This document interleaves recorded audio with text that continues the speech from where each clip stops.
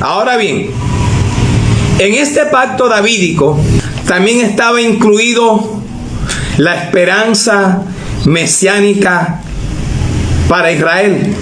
Jesucristo, el Hijo de Dios, el Rey eterno y glorioso, Jesucristo el Mesías, que también fue nuestra esperanza y lo sigue siendo, porque Él es el mismo de ayer, de hoy y por los siglos de los siglos, como le enseña Hebreos capítulo 13, versículo 8. Recuerda, amada iglesia, que en estas promesas con respecto a la descendencia de David, no solamente estaba incluido Salomón, no solamente estaban incluidos los reyes terrenales que gobernarían sobre Judá de la línea de David, como ya te lo expliqué, sino que también estaba incluido, reitero, Jesucristo, el Mesías, como también el profeta Isaías y otros profetas del Antiguo Testamento lo profetizaron. Aunque son muchas las profecías que hablan del Mesías, desde Génesis capítulo 3 versículo 15, incluyendo también las profecías con respecto al Mesías de Isaías, Jeremías, Ezequiel, Zacarías, Miqueas, Daniel, Oseas, entre otros profetas. De hecho, se piensa que en la palabra de Dios hay aproximadamente más de 300 profecías con respecto a Jesucristo el Mesías, incluyendo esta que hemos venido analizando de 2 de Samuel capítulo 7. La diferencia aquí en estas profecías de Samuel es que aquí se especifica, se detalla explícitamente que el Mesías saldría de la línea y de la dinastía del rey David. De hecho, como ya dije, Jesucristo el Mesías fue descendiente directo de David. Acuérdate de Bartimeo cuando dijo: Jesús, hijo de David, ten misericordia de mí. Y así lo registra y aparece explicado perfectamente en la genealogía que está escrito en Mateo y en San Lucas. En estas promesas del pacto davídico, observamos que Jesucristo es prometido aquí como Rey mesiánico, como Rey glorioso, verdadero y soberano. Pero también es prometido aquí como Rey eterno que no tiene fin. Por eso, amada iglesia, el versículo 16 perfectamente dice: y será afirmada tu casa y tu reino para siempre delante de tu rostro, y tu trono será estable eternamente. Como también Lucas capítulo 1 versículo 33 en adelante lo explica. Y sería Rey eterno, soberano y sin fin sobre los fieles de Israel y sobre todas las naciones, incluyéndonos nosotros. Qué maravilloso, ¿verdad, mi amado hermano? Estaba analizando, amada iglesia, que con respecto a los reyes terrenales que gobernaron sobre Judá, gobernaron por cierto tiempo. Ya dije que el que más duró fue Manasés, 55 años. Todos murieron. Dentro de ellos estaban los que fueron quitados y los últimos 3 que fueron exiliados a Babilonia. Pero el reino de Jesucristo es un reino eterno, es un reino que permanece, es un reino que no tiene fin. También analizaba que a lo largo y ancho de la historia bíblica y secular, muchos reinos, tronos, imperios, civilizaciones, países, ciudades importantes han desaparecido y han sido borrados del mapa. Acuérdate de los asirios, acuérdate del imperio babilónico, acuérdate de los medos, acuérdate de los persas, inclusive el imperio romano de Occidente y de Oriente también desapareció, pero el reino eterno de Jesucristo todavía está vigente, todavía se mantiene de pie. El reino eterno de Cristo todavía permanece y seguirá permaneciendo firme. Y reitero, el versículo 16 lo confirma y lo enseña perfectamente. Así que el reino de Jesucristo es un reino eterno, todavía está y permanece y sigue firme. Por eso la Biblia enseña, como ya dije, que Él es el mismo de ayer y de hoy y por los siglos. Y por eso Juan dijo en Apocalipsis: al que vive por los siglos de los siglos. Su gobierno, el de Jesucristo, se extendería hasta los fines de la tierra, como también lo profetizó Zacarías. Jesucristo, mi amado hermano, profetizado aquí en el pacto davídico, sería llamado Jehová justicia nuestra, como Jeremías también lo dijo.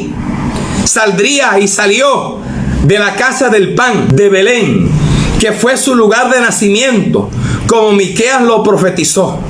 Salió de la tribu de Judá, de la familia de David, como ya lo hemos explicado. Inclusive ya estaba profetizado desde Génesis, y en Apocalipsis se reconfirma.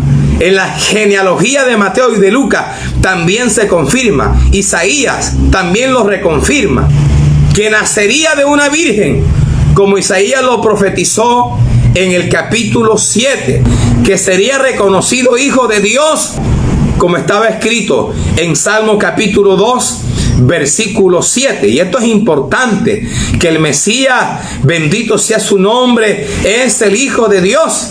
Lo digo porque hoy por hoy muchos locos por ahí andan diciendo que son el Mesías. En estos días precisamente se escuchó la noticia de un personaje que fue policía de tránsito, un ruso. Y él pues dice que es el nuevo Mesías y lo pusieron preso. También en la palabra está profetizado que el Mesías Jesucristo sería luz para los gentiles, como Isaías lo confirma en el capítulo 49. Que Jesucristo el Mesías, amada iglesia, traería salvación del pecado a toda la humanidad, como lo profetizó Zacarías y como el ángel se lo comunicó a María en Mateo y Lucas capítulo 1.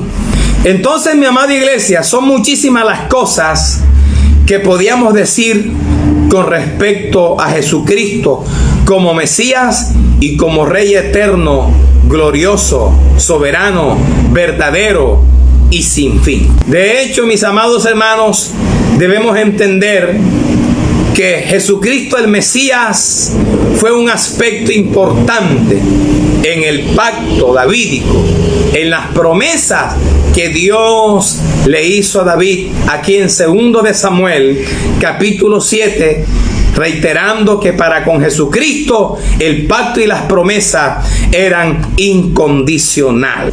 Jesucristo como Mesías prometido aquí en este pacto empezó a cumplirse con el anuncio del ángel Gabriel a María, que también era de la línea de David, al igual que José, el padre legal de Jesús, como le enseña Lucas, capítulo 1, del verso 30 en adelante. Estas promesas del pacto davídico con respecto a Jesucristo siguieron cumpliéndose con su nacimiento 1000 años después de este pacto.